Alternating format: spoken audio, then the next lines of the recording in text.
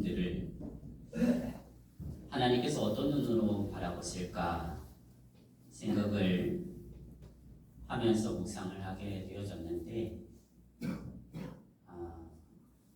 마치 자녀가 부모의 품 안에 안겨져서 그 자는 모습을 보게 되어졌을 때 그 모습을, 날 닮은 모습을 보면서 그 흐뭇해하고 기뻐하고 하는 그 심정, 부모의 심정으로 하나님께서 저와 여러분들을 그렇게 바라보시지 않을까. 예배드리는 여러분들의 그 모습 그대로 그것을 생각하게 되어질 때, 여러분, 이 예배드리는 자리는 하나님을 가장 기쁘시게 하는 자리요, 또 하나님께서 우리에게 주시는 은혜를 마음껏 누리게 되어지는 복된 자리인 줄로 믿습니다. 이 은혜를 오늘도 하나님께서 저와 여러분들에게 주시기를 주님의 이름으로 축복을 드립니다. 우리가 읽은 이 신명기 본문은 모압 평지에서 선포되어진 모세의 설교입니다. 이 모세의 설교의 첫 번째, 이제 하나님 앞에서 그 이스라엘 백성들을 향하여서 제 2세대들이죠. 그들에게 전하는 메시지입니다. 그리고 그 모압 평지에서 모세는 죽음을 앞두고 있죠. 하나님께서 약속하신 땅 가나안을 바라보지만 그 땅을 들어가지 못하고 이제 그 모압 평지에서 자신의 삶을 마쳐야 하게 되어지는 그 시점에서 자신의 죽음을 직시하고 있는 그때에 모세가 가장 중요하게 여기는 것이 무엇인가 라고 하는 것을 오늘 우리는 말씀 속에서 찾아볼 수가 있는 것입니다.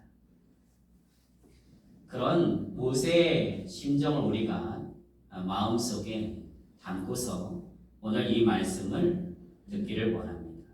4절의 말씀인데요, 제가 4절의 말씀을 읽겠습니다.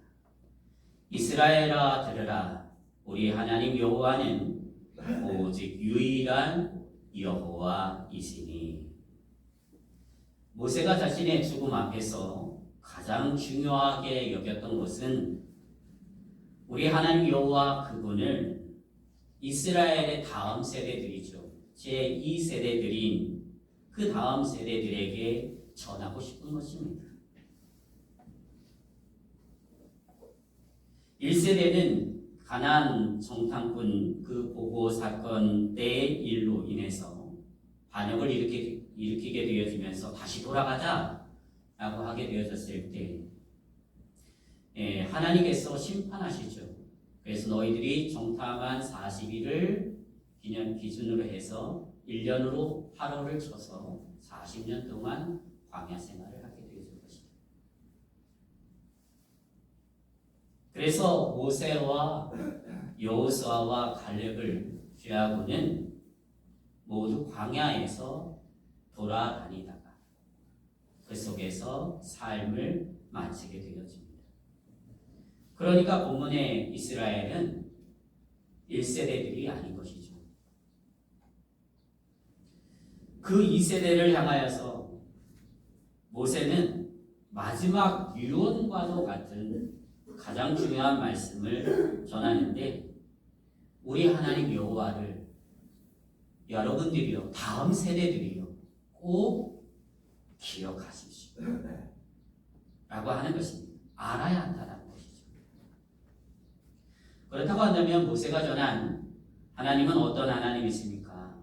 먼저 유일하신 하나님이십니다. 4절 중간에서 보면 이렇게 기록되어져 있습니다. 우리 하나님 여호와는 오직 유일한 여호와이시니. 그렇게 말씀하지요. 모세가 말하는 하나님 여호와는 누구 있을까?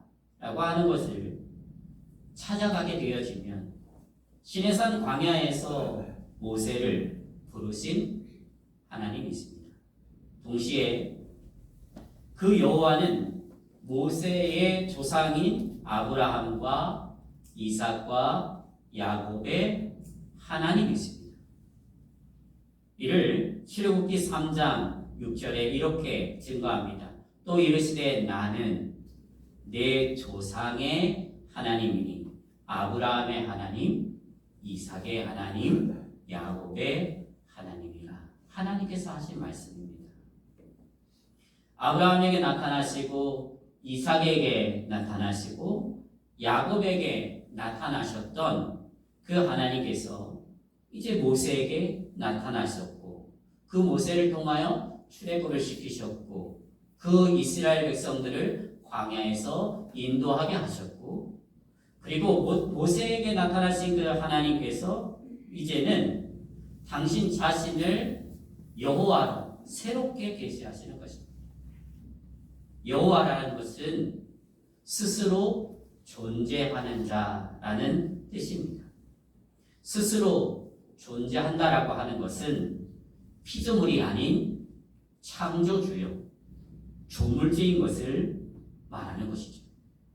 모세를 향한 여호와 하나님의 자기 계시는 그 당시 인간의 감정이나 생각 또는 인간의 필요에 만들어져 있었던 우상이나 신상과는 전적으로 구별됨을 보여주는 것입니다.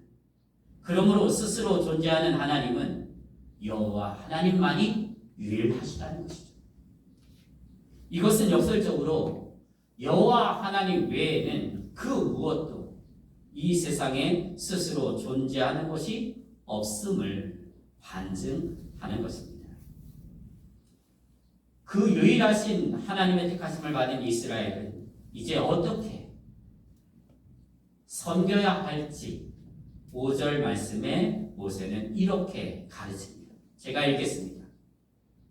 너는 마음을 다하고 뜻을 다하고 힘을 다하여 내 하나님 여호와를 사랑하라. 다시 한번 읽겠습니다. 너는 마음을 다하고 뜻을 다하고 힘을 다하여 내 하나님 여호와를 사랑하라. 사랑하라. 마음을 다하고 뜻을 다하고 힘을 다하여서 하나님을 사랑하는 것. 그것을 하나님은 하나님의 택하심을 받은 이스라엘 백성들에게 원하시는 거예요.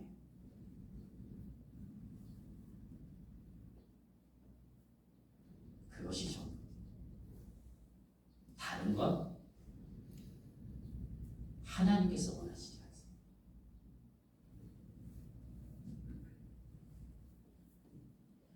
하나님을 사랑할 때 하나님이 원하시는 사랑, 그 사랑을 저와 여러분이 할 수 있게 되시기를 주님의 이름으로 축복을 드립니다. 마음을 다하고 뜻을 다하고 힘을 다해서 하나님을 사랑하십시오. 마음을 다하고 뜻을 다하고 힘을 다하여서 하나님을 사랑하는 게 어떤 사랑입니까? 그 사랑은 하나님과 나 사이에 아무것도 두지 않는 사랑. 하나님과 나 사이에 돈을 두지 않습니다. 하나님과 나 사이에 우상을 두지 않습니다. 하나님과 나 사이에 명예를 두지 않습니다. 하나님과 나 사이에 어떤 계산이나 이익을 두지 않습니다.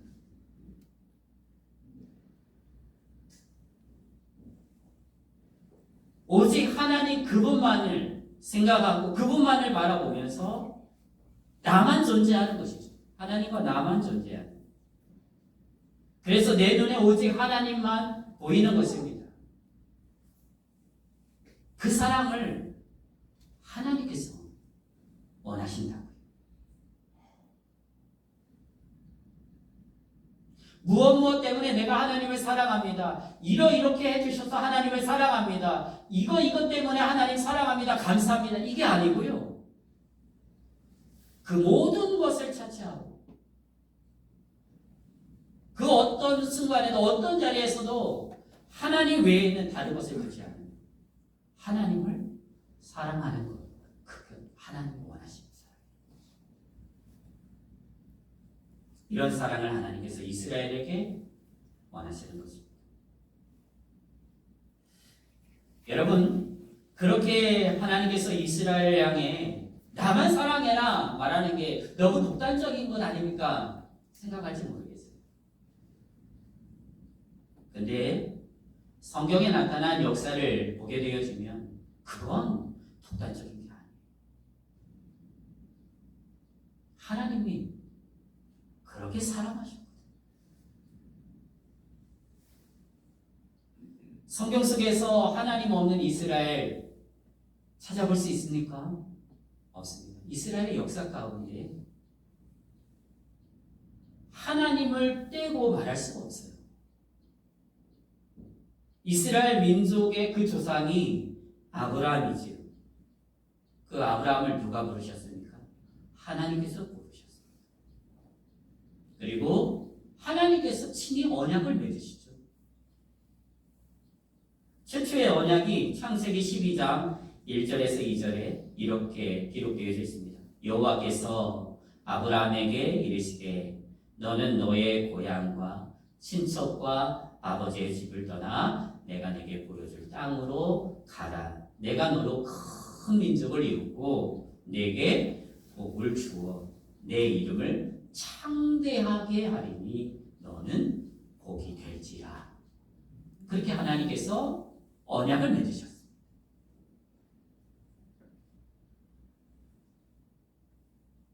이 언약을 아브라함이요 받았습니다. 그리고 고향을 떠나서 하나님께서 지시하신 가나안 땅으로 갔지요. 이 언약은 아브라함이 99세가 되는 때에 다시 한번 구체화되어집니다. 아브라함 앞에 나타나신 하나님은 창세기 17장 4절에서 7절에 이렇게 말씀하십니다. 보라, 내 언약이 너와 함께 있으니 너는 여러 민족의 아버지가 될지라. 이제 후로는 내 이름을 아브라함이라 하지 아니하고 아브라함이라 하리니 이는 내가 너를 여러 민족의 아버지가 되게 하느니라. 내가 너로 심히 번성하게 하리니 내가 내게서 민족들이 나게 하며 왕들이 내게로부터 나오리라. 내가 내 언약을 나와 너 및 내 대대 후손 사이에 세워서 영원한 언약을 삼고 너와 내 후손의 하나님이 되리라. 내가 너와 내 후손에게 내가 거류하는 이 땅 곧 가나안 온 땅을 주어 영원한 기업이 되게 하고 나는 그들의 하나님이 되리라. 이 말씀이 어디로 이어지느냐 하면 출애굽기로 이어지는 거죠. 그러면서 그 하나님께서 말씀하시는 것입니다. 다음 세대들이요 모세를 통하여 말씀하시는 것이죠. 하나님을 사랑하십시오. 하나님만을 오직 유일하신 하나님만을 사랑하고 그 하나님 앞에서 사십시오. 하나님 앞에 어떤 것도 두지 마십시오. 그래야 하는 이유가 바로 여기 있다는 것이죠.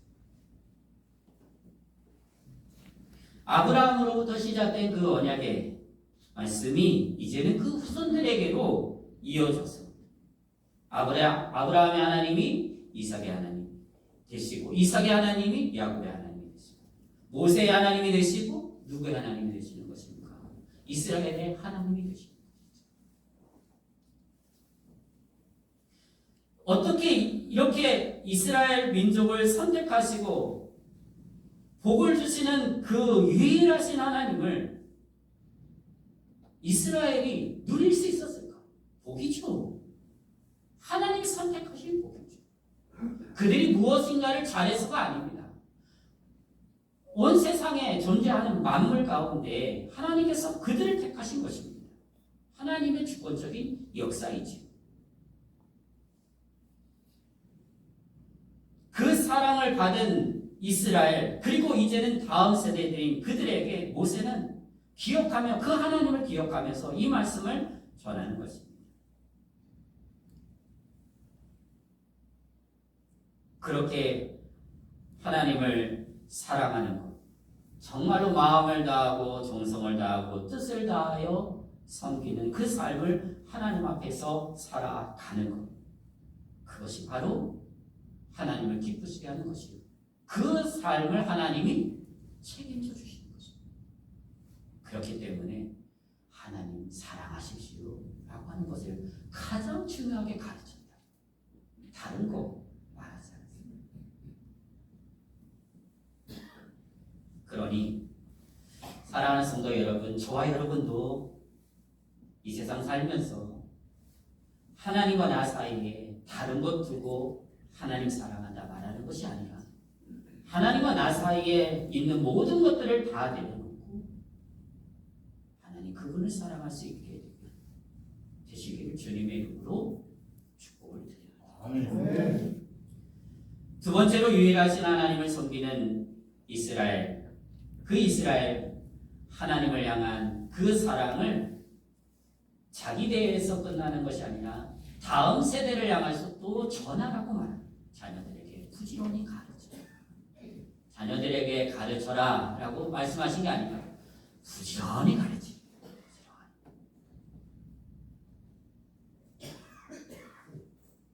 6절과 7절의 말씀인데요, 제가 읽겠습니다.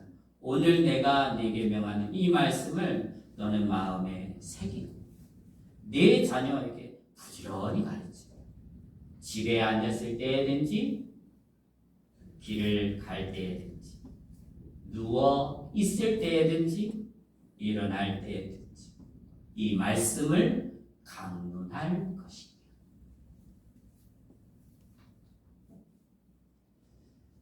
하나님을 사랑한다. 하나님을 사랑하는 것, 그것을 먼저 삶에서 실천하고 그리고 그것을 마음속에 새기고 그리고 가르치는 사람이 되어져서 자녀들에게 하나님의 사랑을 가르치는 것이죠.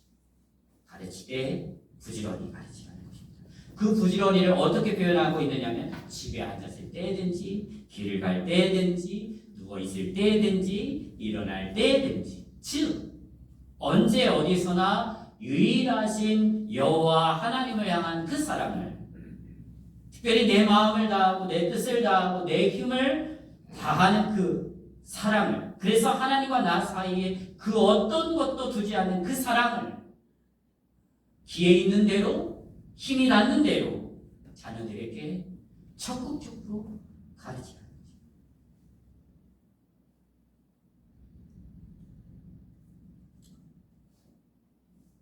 왜 이 말씀을 모세가 전했을까? 여러분, 이러한 신앙의 교육을 부모 세대가 하지 않을 때 어떤 일이 벌어지는가라고 하는 것이 그 역사가 사사기의 역사입니다. 사사기 2장 8절에서 10절을 보면 이렇게 기록을 하고 있습니다.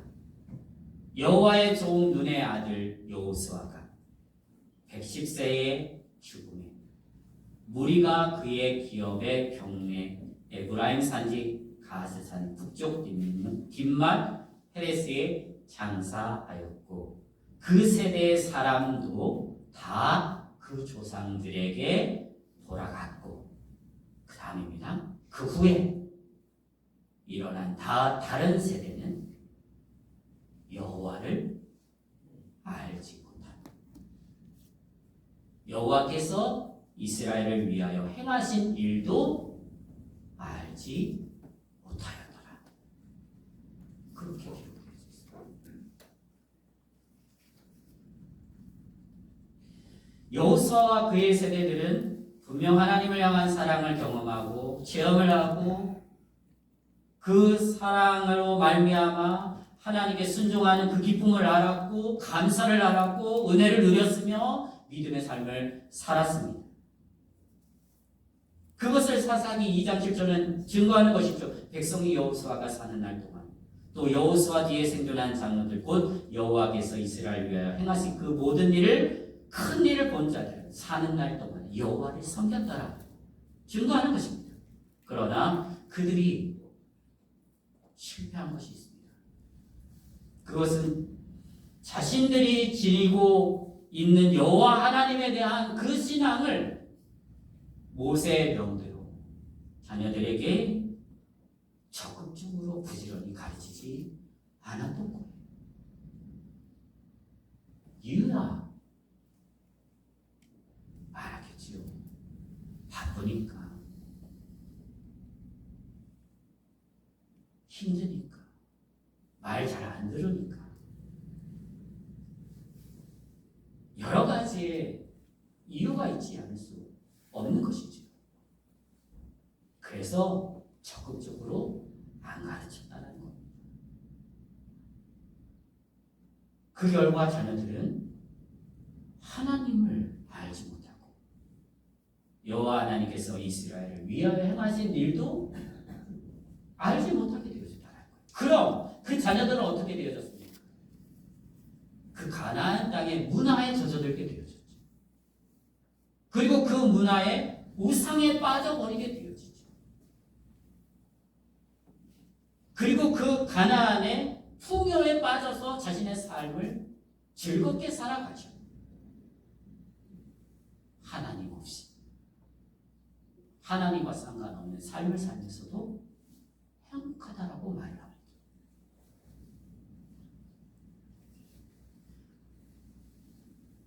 이 우상을 숭배하게 되어지고 여호와의 목전에서 그 행복하다라고 하는 것이 하나님 앞에서는 어떻게 비춰지느냐면 악을 행하게 되는 거예요.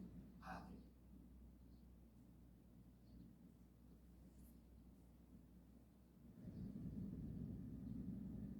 결국 여호와의 진노를 받아서 노력하는 자들의 손에 사사기의 역사를 보게 되어지면 넘겨지죠.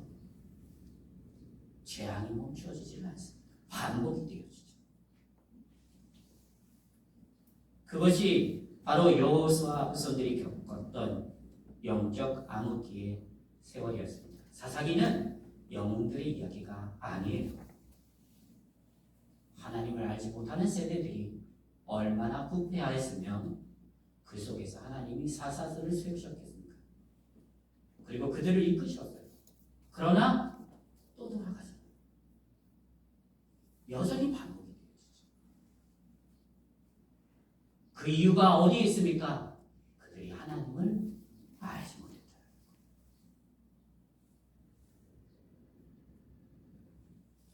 그렇다고 한다면 여러분, 이러한 말씀을 성경에 기록하셔서 오늘날 우리들에게 읽게 하시고 보여주시는 이유가 무엇입니까?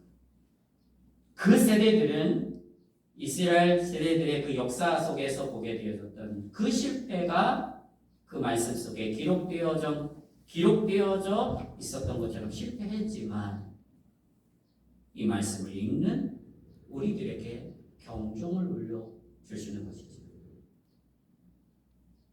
그러한 실수를 반복하지 말라는 것입니다.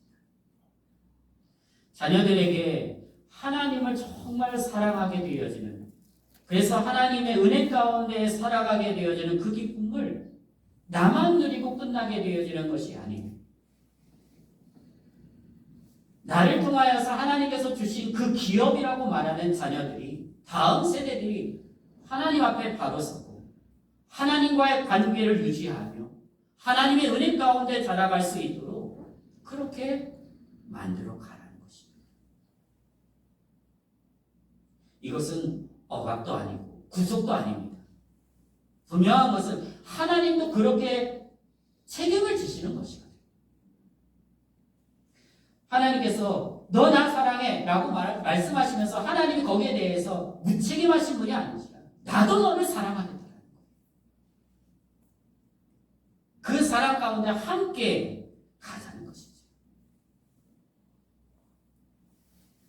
그러므로 오늘날도 마찬가지입니다.